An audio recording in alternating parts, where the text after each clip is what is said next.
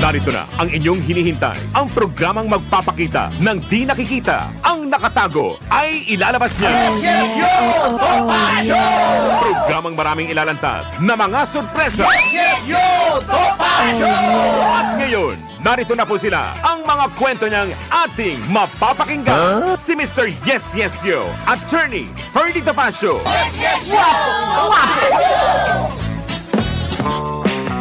Mga kasama, magandang umaga po. Ang ating araw po ay Martes. Ating petsa ay 9 ng Hulyo. At ang ating oras alas 11:05 ng umaga. Yan po. At ito po si Atty. Ferdy Casulito, Mr. Sexo Topacio sa ngalan ni Binibining Juby de Guzman na sa ngayon ay nakaratay sa banig ng karamdaman. Alam mo, Juby, get well soon. Yan ay bronchitis yan. Yun. Nadali rin ako niyan. Kaya noon, di po ba galing akong Dili. Yung change in climate o dahil ang daming construction po sa Dili, sa Timor-Leste, pagdating ko dito, 1 linggo pa rin ako hindi nakapag-radyo dahil nga grabe yung ubo, mapapawiwi ka sa hirap at saka nagigising ka sa gitna ng gabi, umuubo ka. Bronchitis. Pero madali lang namang malunasan yan with plenty of liquids at yung pampatanggal ng allergy, antihistamine, broad spectrum antibiotic, yung mucolytic. Ay kayang-kaya po yan. Mga 4 days, 5 days, ay tanggal na yan. Oo. Kung hindi nyo gagabutin yan, tanggal pa rin. Tanggal yung baga nyo. Sa hirap. Anyway, Juby, we miss you here. Get well soon at marami tayong gagawin. Pero rest assured na noong ako ang matagal na wala, ikaw lang naman mag-isa. Ngayon ay inayos ko ang aking schedule para habang ikaw ay wala, ako naman ang naririto. Oh, yeah. Nandito ako, umiibig sa'yo. Yan, diba? Oh, yeah. Anyway, marami palang developments. Ako yung nag-out of town lang kasama yung aking nanay. Sapagkat, alam nyo, dapat po talaga ating inaalagaan ang ating mga magulang in their old age. Kung paano nila tayo inalagaan nung tayo ay helpless, mga sanggol tayo, hindi tayo marunong ng kahit anong bagay, ay dapat we should return the favor. That is the cycle of life.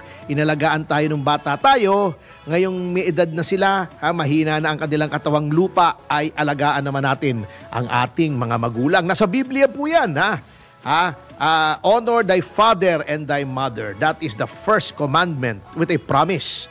Yan ang unang-unang utos na may pangako.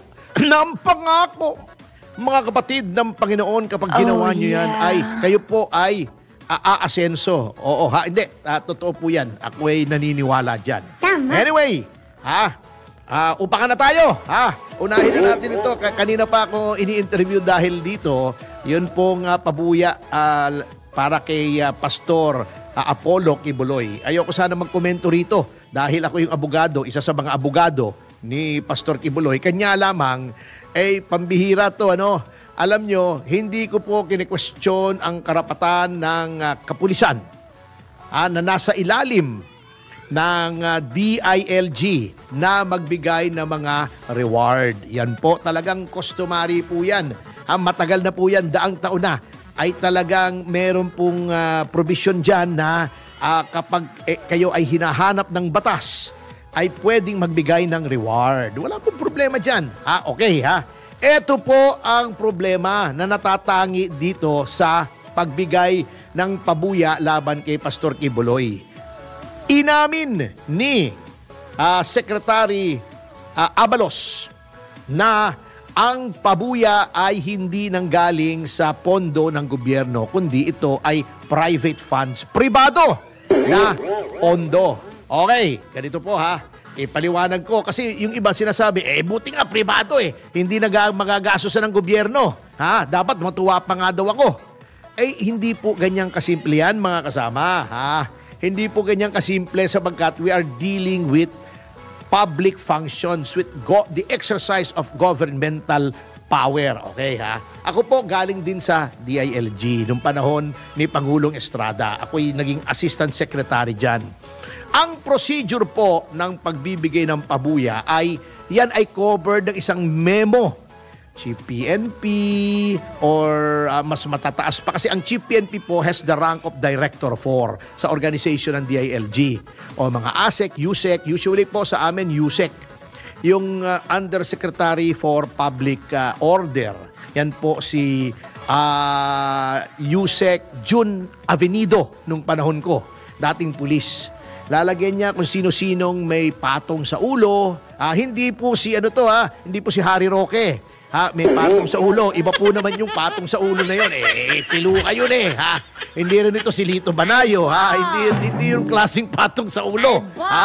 Ibang patong sa ulo naman yun. Buhok yun okay. Anyway, by the way, speaking of Harry, sandali lang. Sir Harry at nasa air lang ako. Pagkatapos tawagan kita, tumatawag sa akin kanina. Anyway, yun pong reward nga, yan po ay covered ng isang memo. At usually po, yan ay yung mga talagang mga heinous crimes. Okay. Yang saan po kinukuha? Yung binibigay dyan sa pabuya. Okay. Private funds po yan. Public funds yan. Public funds. Pera ng gobyerno na usually ay nanggagaling sa intelligence funds or discretionary fund ng kalihim. Ang kalihim po, halos lahat ng kalihim ay may confidential funds. Ewan ko nga, mga department heads po talaga ay may confidential funds. Kaya hindi kong malaman kung bakit tinatanggal yung confidential funds nitong si Vice President Sara Duterte bilang Secretary of Education. Lahat po ng kagawaran ay kinakailangan ng confidential funds.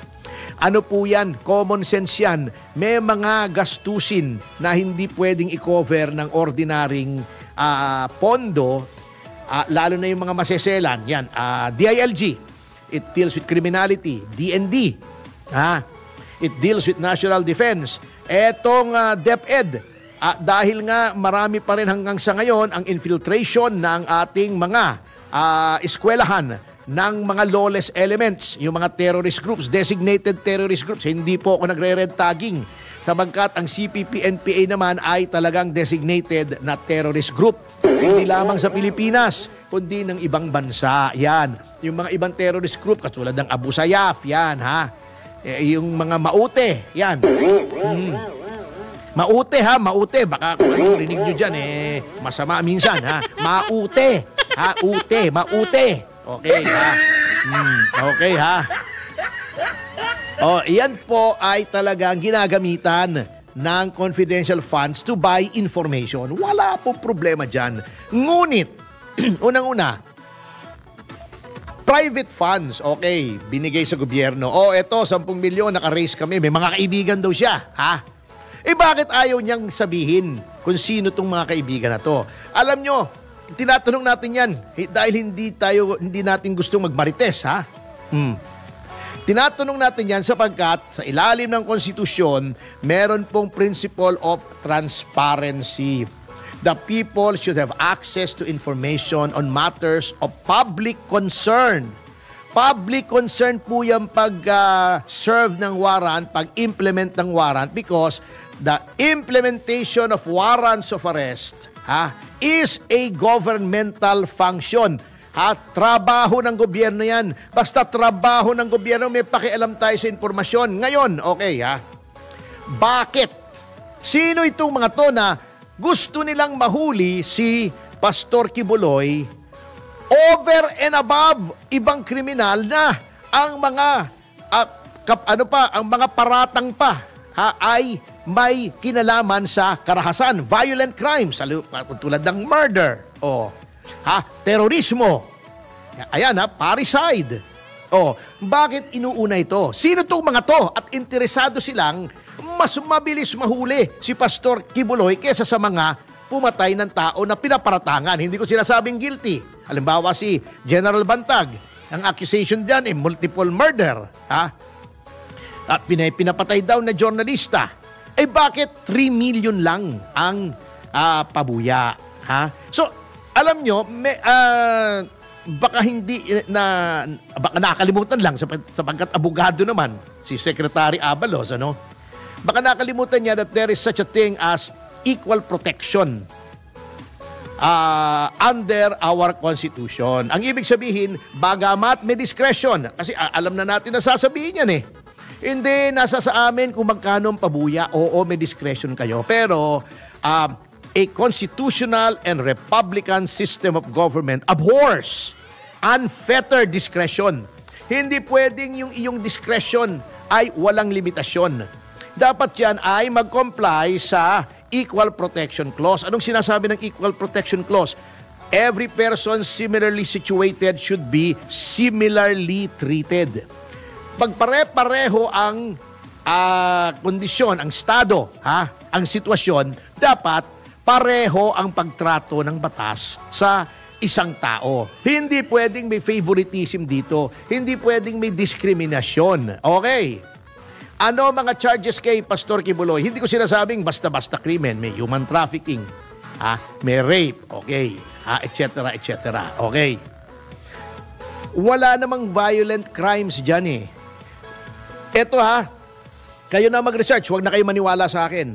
Last May, kasi nga may reward naman talaga na ibinibigay for the apprehension of suspects o yung mga wanted. Okay. Alam nyo ba nung Mayo, may 11 tao na nabigyan ng pabuya ng ating kapulisan dahil may mga naarestong mga most wanted, accused of rape, murder, may terrorism pa eh. Okay. Magkano ang pinaghati-hati ang pabuya nitong mga taong ito? 11. 1.9 million. 1.9 million divided by 11, average of around 190,000. Kwentang inchik, ibig sabihin rough estimate. 190,000. Rape, murder, violent crimes, terrorism. Yun ngang terorista na miyembro ng isang designated terrorist organization, CPP-NPA. 1.3 million lang ang pabuya. Gusto nitong pabagsakin ng gobyerno. Gustong pabagsakin ng gobyerno at palitan ng communist government. 1.3 lang ang reward. Bakit si Pastor Kibuloy 10 million? Grossly disproportionate. Sabihin na nating pantay. Bakit? Dapat, kung 10 million, hindi ko sinasabing babaan nyo yung kay Pastor Kibuloy, ito gawin nyo. Gawin nyo rin 10 million pagka-terrorism. Teka muna, ang terorismo may karahasan yan. Gusto niya na ipabagsakin ng gobyerno. Meron tayong anti-terrorist law. Meron tayong batas against terrorism. Yan ay, ang penalty niyan ay life imprisonment habang buhay na pagkabilanggo. May gamit pang karahasan. Bakit hindi 20 million? Sige. Ganun ang gawin natin para equal protection. 10 million kay Pastor, dapat 20 million. Yung mga, ito, napansin ng isang kaibigan natin, hindi ko na pangangalanan. Pero ito hindi nyo pwedeng sabihin kontra sa gobyerno ito. Ang dami daw napapatay na mga kapatid natin sa hanap buhay sa media. Pinapatay. Bakit ang reward 500? 250? Hindi ba violent crime yon? Media pa. Ba't hindi 10 milyon din? Dapat kung 10 milyon, lahat ng parehong paratang, parehong warrant para sa parehong crime, dapat 10 milyon. Di ba? That is one. Yun pa, isa, yung ethical consideration of accepting private funds. Bakit ang laki? Sino ba itong mga taong to? Bakit ayaw mong pangalanan? Tinanggap mo yung pera, ayaw mong pangalanan. Di ba? Tingnan mo, dapat makilatis ng mga tao. Ano bang interest niya at gustong hulihin si Pastor Kibuloy? Kasi may mga aligasyon na gusto siyang gawa ng rendition ng Amerika o may banta sa kanyang buhay. Alam nyo, alam mo, Secretary Abalos bilang DILG Secretary, tungkulin mo na protektahan ang kaligtasan ng lahat ng mamamayan. Lahat. without fear or favor, pantay-pantay. Hindi pwedeng porket kalaban, kritiko ng pamahalaan, hindi nyo napoproteksyonan. Bakit nilalagay mo sa alanganin yung buhay nito sa pamamagitan ng pagbibigay ng napakalaking pabuya? Pribado pa. Ano ba nangyari doon sa intelligence fund mo? Kung talagang naniniwala ang DILG na worth ng 10 million na mahuli si Pastor Kibuloy, dapat yan public fund, yung intelligence fund mo. Ngayon, ibig mong sabihin, Secretary Abalos, kung walang nag-donate ng 10 million, hindi ka magbibigay ng 10 million reward, 1 million lang. Ngayon may nag-donate, gagawin mong 10 million at yan ang magiging batayan na preferential ang pag-issue ng warrant kay Pastor Kibuloy. Ang daming tao na may warrant also for so-called heinous crimes. Marami ring matindi ang paratang. Bago sila 3 million, ito 10 million. May problema rito. Napakarami on so many levels at bulag ka na lang kung hindi mo nakikita na ang pagtanggap ng pribadong pondo na ipapatong mo sa ulo ng isang may warrant na hindi pa naman convicted, na yung presumption of innocence ay nagpiprevail pa. May problema ka kung hindi mo nakikita that there is something wrong. Pribado, bago ayaw mong sabihin kung sino. Kung ganyan, isoli mo na yan. May pera naman ng gobyerno di ba? Nakakapag-concert kayo sa Malacanang. Nagkakaroon kayo ng mga, kung ano-ano mga party-party dyan. Di ba? Nakakabiyahe ang Pangulo. Hindi ba equally important ito? Kunin nyo Unang-una, kunin nyo sa public funds. Pangalawa, gawin yung pantay-pantay lahat. Dapat si Bantag, 10 million din. Dapat si Silueta, 10 million din. Yung pumatay doon sa Magnobio, yung Israeli at saka yung beauty contestant, dapat yung 10 million din. Equal protection. Bakit ito lang ang 10 million? Yun ang dapat sagutin ni Secretary Abalos. Kasi may problema tayo Anonymous, bago 10 million, bago kay Pastor Kibuloy lang. Teka muna. Di ba? Parang ito yung isang Chinese, something wrong. Mabigat kasi, Mabigat. Di ba ayaw ng gobyerno ang red tagging, natatandaan nyo, ito para to set the record right. Noong si Ping Lacson ay nagtago, kami sa VACC, nag-offer kami ng reward of 100,000. Malit lang, yun lang ang kaya namin. Pero, identified namin ang sarili namin. Kami ay VACC. Bakit kami nagbigay ng reward? Sapagkat, ang VACC na 1990s pa ay buhay na, ay talagang ang papel de hapon namin dito sa Pilipinas ay tumulong sa pagpapatupad ng ng mga batas laban sa krimen. Anti-crime watchdog kami. Sino ba itong mga nagbigay nitong 10 million? Anti-crime watchdog din ba yan? Ano bang interest niyan? Baka may personal yan. Baka may personal na galit yan kay Pastor Kibuloy. Ginagamit yung gobyerno para makabawi. Ano ba na? Common sense po Kung gusto nyo 10 million, kunin nyo sa pondo ng gobyerno at gawin nyo lahat ng similar crime. 10 million. Yung palang batayan nyo, gawin nyo pang 50 million yan, gawin nyo pang 100 million, basta pare-parehas. Basta ganito krimen, ganito ang reward. Hindi pwedeng at your unfettered discretion. Walang ganon sa constitutional government na kung anong gusto mo. Subject to unlimited, to unchecked whims and caprices of the government. Ng tao. We are government of laws, not of men. May batas po tayo dyan. Hindi pwedeng kung anong maisip mo kahit sekretary ka. 10 million to. Halika, kumuha tayo ng donasyon. Mahirap yan kung ikaw pa yung nag-solicit niyan, may problema rin tayo. Sapagkat ikaw ay mataas ang katungkulan mo sa gobyerno, makakatanggi ba yan? Sasabihin mo, may kaibigan tayo. Sino tong mga kaibigan? Paano na ibigay yan? Bakit kay Pastor Kibuloy? Hello? Hindi pwedeng ganun po. Kahit anong tingin nyo, na masama itong taong to, matindi yung krimen niya, may presumption of innocence, may equal protection of the laws, merong mga batas on government transparency and the acceptance of gifts from private individuals kung ikaw ay public official. Sundin po natin yan para maganda. Hindi yung anong gusto mong gawin, gagawin mo. Otherwise, baka iraamin mong diktadura na tayo. A dictatorship. Okay! Sa nota yung mga kasama ay magbabalik ang sesyon pagkatapos ng mga commercial information advertisers patalo sa paalala hanap buhay niya sa breaking news at this moment. At kung ano ang katsurbahan atin oras, alas 11:25 ng umaga. 1, 2, 3. Yema! Yes, yes, yo! Topacio! Si Mr. Yes, Yes, Yo, Attorney Ferdy Topacio. Yes, yes, yo! Topacio! Yeah, mga kasama, sa oras alas 11:37 ay nagbabalik ang Yes, yes, yo! Topacio, Tony Ferdy Topacio! Bumabati muli sa inyo na mabuhay po kayo at lahat ng ugat sa inyong katawan. At sa ngalan na rin ni Miss Juvie Negusman. Ngayon ay nagpapagaling ng ubo.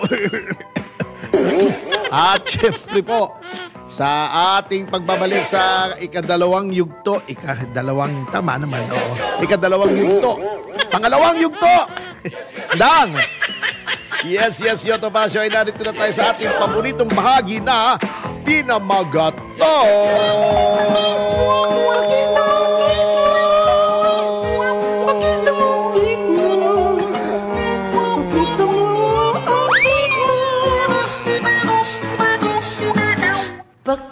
Oh, yeah. Alright, ang ating mga Twitter hunters ngayong araw na ito ay walang iba kundi ang mga sumusunod. Yan. Lalo na maganda kung lalabas yung yan. Lumabas naman. Yan.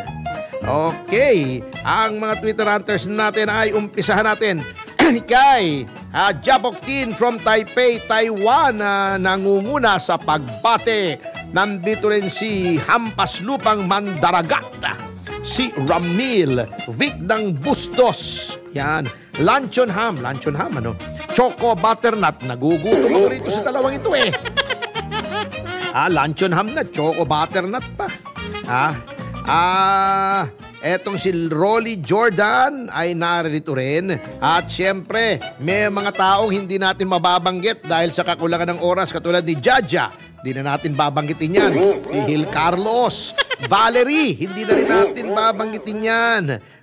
Master C, hindi na natin babanggitin yan. Pinay Avengers, lalong-lalong hindi natin babanggitin yan. At syempre si Little Boy ay hindi natin babanggitin. Pero itong si Boy Kape ay babanggitin natin. Yan. So, ang dami na natin hindi nabanggit. Yeah. Nakatipid tayo ng oras. Yeah. At syempre, ang mga masugid, hindi po masungit masugid nating mga tagapakinig ay sina Michael Guy, Rolly Mende Tomas, yan, si Ryan Ang, at Tony Raul Paras, yan. Ang mga nakikinig yan, si Cathy Palamo, si Ate Ems Magahom, nakikinig yan. At syempre, si First Gentleman Jose Miguel Arroyo, Willie Keng, William Gatchalian, Alex Cruz, Louie and Nas Gamboa, by the way. Congratulations kay Louie for a very, very successful show sa Chongsan Mall sa La Trinidad, Benguet, kung saan inilaunch ang kanyang paraffol ng Erase Placenta Beauty Products. Isang kotse. Punta lang kayo roon, bumili kayo ng Erase at meron kayong raffle ticket at matagumpay din. Nag-show doon ang mga talents ng Borracho Films, sina Jesse Vidal, sina Gabe Cando, sina Ruby Garcia, sina El Fernandez, si Sean Raval at si Celine Dizon, kasama ang ating talent manager na si Mr. Dennis Arce. Yan. Okay, nandyan din si Andrew Tan.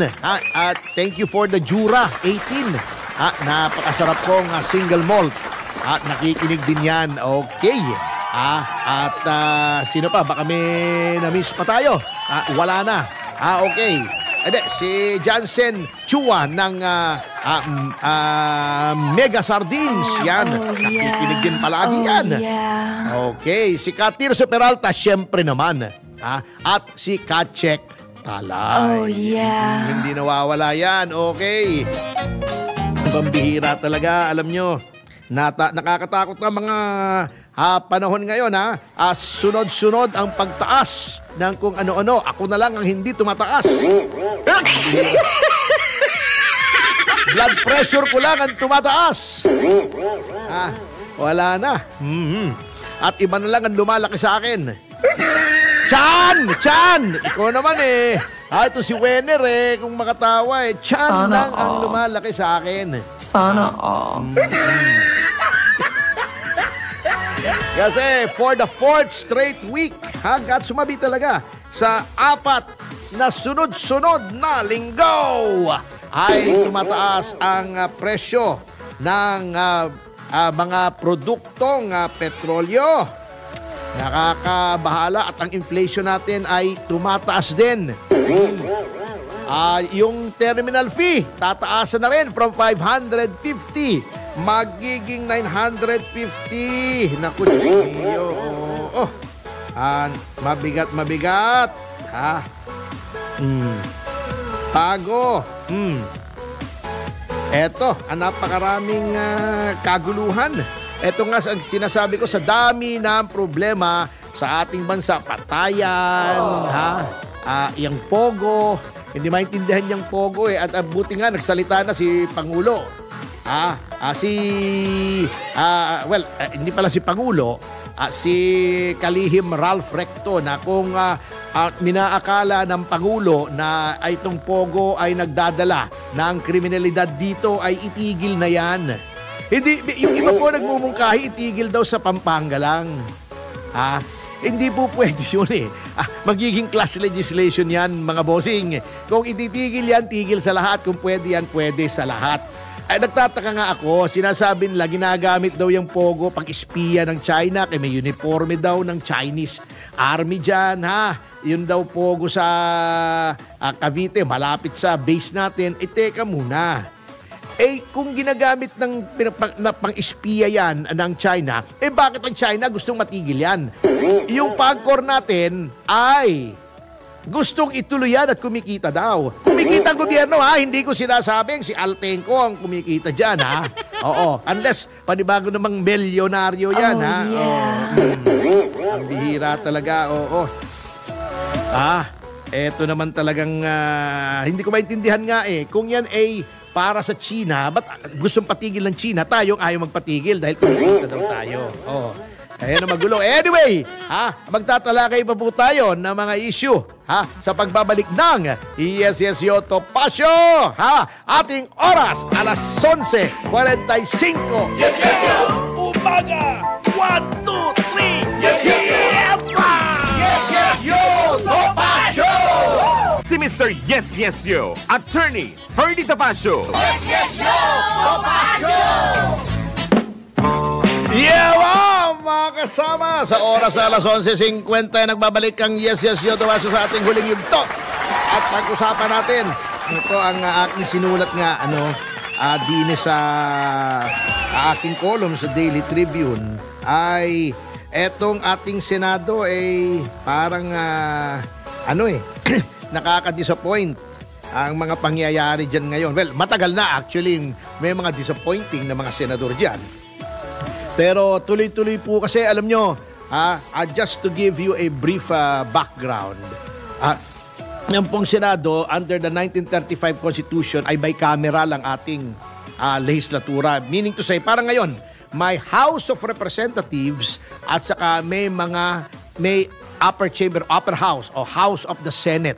Pwede na nang tawagin. So pag sinabi natin Congress, when you say Congress, the term Congress means both the Senate and the House of Representatives.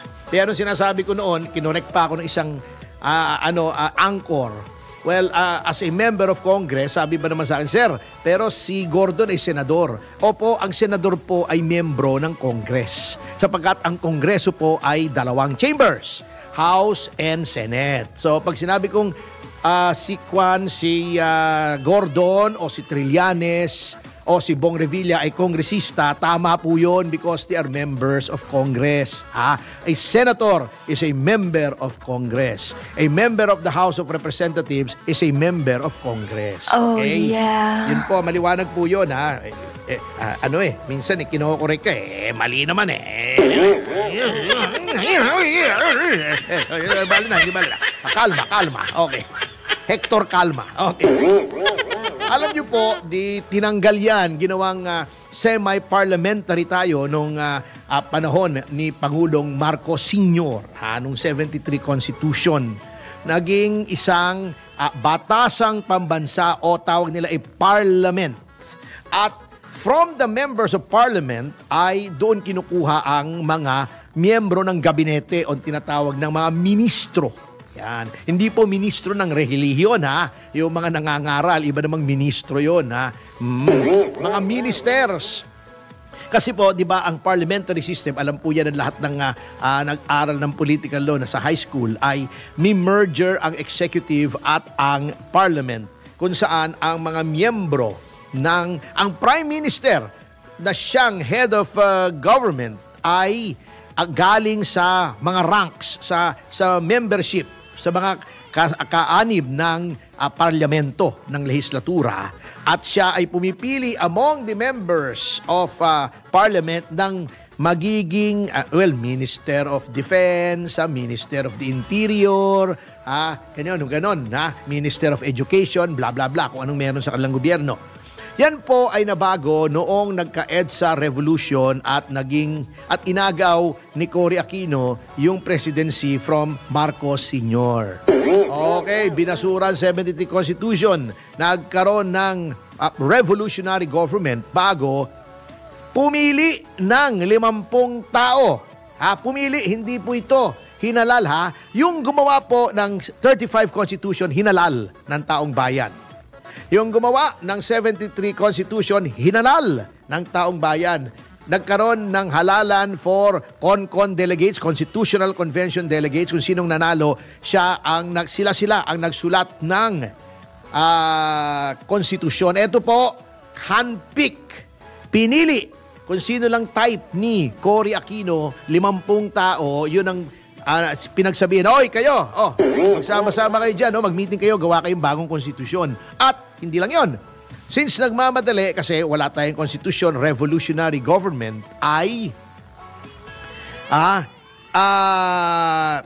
binigyan ng deadline. Dapat ganitong petsa, meron na kayong konstitusyon. So natataranta. So marami pong provision ng konstitusyon. Pagkabat marami ring maganda, maraming provision ng konstitusyon natin, minadali Sama pa nga ng pagkagawa ng iba. Anyway, isa sa mga pagkakaiba from the 73 Constitution ay yung binalik sa bicameral, dalawang kamara. Kamara de Representantes at Kamara de Senado. Yan. Ngayon po, yung term na senator, nanggaling po yan sa Roman law. Ang root word po niyan, ang etymology niyan ay the Latin word senex.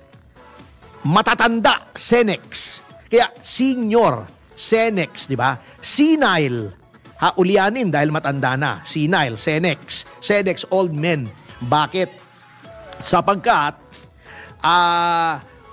yun pong mga matatanda, yung mga elders na sinasabi doon sa panahon ng Roma, nung may Roman Empire pa, yun ang sinasabi na siyempre, matanda na, marami ng karanasan, marami ng nakita, marami ng napag-aralan, sila yung may wisdom, may wisyo sa wikang Kastila na na-adapt na ng Tagalog.